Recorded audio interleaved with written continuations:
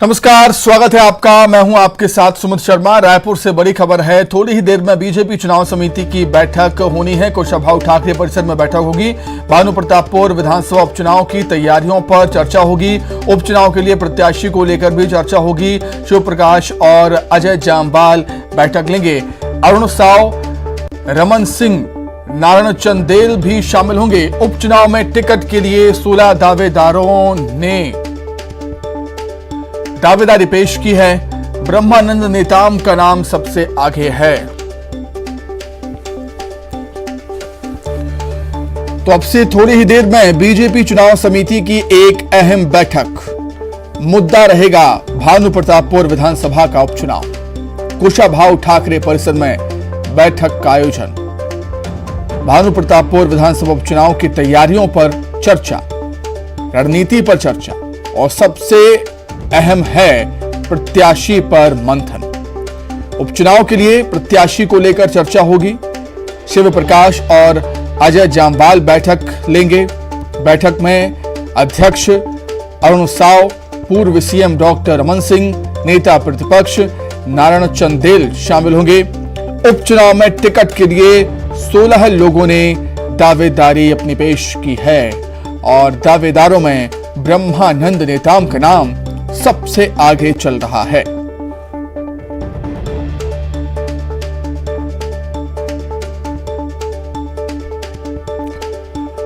तो कई सारी चुनौतियां हैं इस समय राजनीतिक पार्टियों के सामने, चाहे वो बीजेपी की बात हो या कांग्रेस की बात हो। बीजेपी के सामने चुनौती ज्यादा है क्योंकि सत्ताधारी दल से बीजेपी को चुनाव लड़ना है।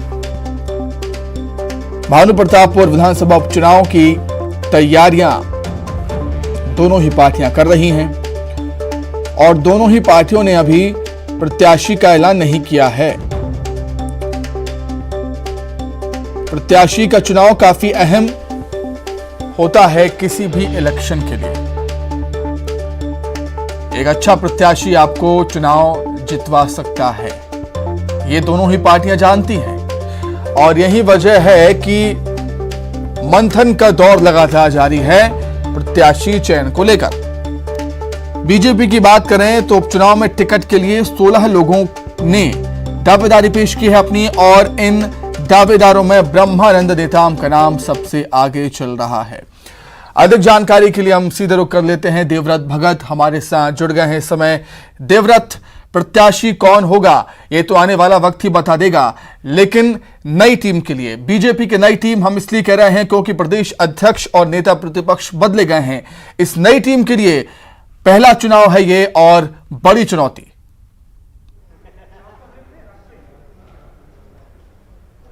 जी बिल्कुल, नई टीम के लिए पहला चुनाव और चुनौतियां बहुत ज्यादा है क्योंकि जनता का मूड परखने का ये सबसे अच्छा मौका है जब भानु प्रतापपुर उपचुनाव में ये पता चल पाएगा कि आखिर छत्तीसगढ़ की जनता का मूड इस वक्त किस तरह का है, किसके पक्ष में किस तरह के नतीजे आते हैं। और इसलिए बीजेपी नहीं चाहती कि कोई भी कोर कसर छोड़ी जाए और इसलिए फूंक फूंक कर कदम रखे जा रहे हैं। हालांकि जो दावेदारों की सूची है, 16 दावेदार जो है बीजेपी के बताए जा रहे हैं कि 16 दावेदारों की जो सूची है वो पर्यवेक्षक लेकर के लौटे हैं। 4 पर्यवेक्षक यहां पर तय किए गए थे और उन्होंने भानु प्रतापपुर का दौरा किया, वहां कार्यकर्ताओं से बातचीत की और उसके बाद कार्यकर्ताओं का मूड भी परखा कि आखिर कौन कौन से वो उम्मीदवार या वो कौन से चेहरे हो सकते हैं जो कि बीजेपी को जीत दिला सकते हैं। क्योंकि ये सीट जो है वो मनोज मंडावी के निधन के बाद खाली हुई है।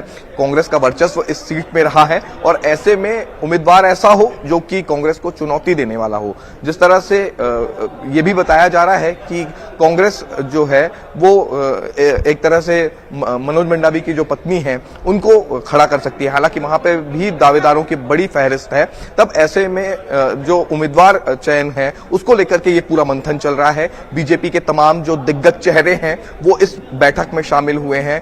क्षेत्रीय संगठन महामंत्री अजय जामवाल, पूर्व मुख्यमंत्री रमन सिंह और इसके अलावा राज्यसभा सांसद सरोज पांडे समेत कई जो बड़े चेहरे हैं बीजेपी के, वो इस चुनाव समिति की बैठक में आए हैं। और प्रत्याशी चयन को लेकर के एक तरह से ये कहा जा रहा है कि अंतिम मुहर इस बैठक में लग सकती है और इस बैठक के बाद ही प्रत्याशी का ऐलान किया जाएगा। हालांकि बीजेपी की एक प्रक्रिया है कि जो प्रत्याशी के नाम का चयन जो है वो बैठक के ठीक बाद करने के बजाय अलग से एक तरह से जारी किया जाता है। लेकिन इतना जरूर है कि इस बैठक में प्रत्याशी के पर अंतिम मुहर लगेगी और ये पता चलेगा कि बीजेपी की तरफ से कौन अधिकृत उम्मीदवार होता है, क्योंकि सारी चीजें नापतोल करके एक तरह से परखी जा रही हैं कि उम्मीदवार किस तरह से है, चेहरा किस तरह का है, क्षेत्र में क्षेत्र में मजबूती कैसे है, कार्यकर्ताओं के साथ व्यवहार कैसा है, व्यक्तिगत लोगों के साथ जुड़ाव किस तरह से है, बीजेपी में कितने साल काम किए हैं। तो एक तरह से कुछ ऐसे मापदंड तय किए गए हैं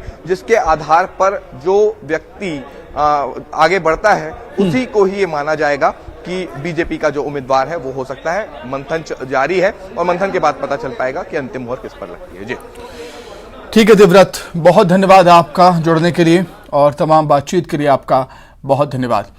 आगे बढ़ते हैं। स्मृति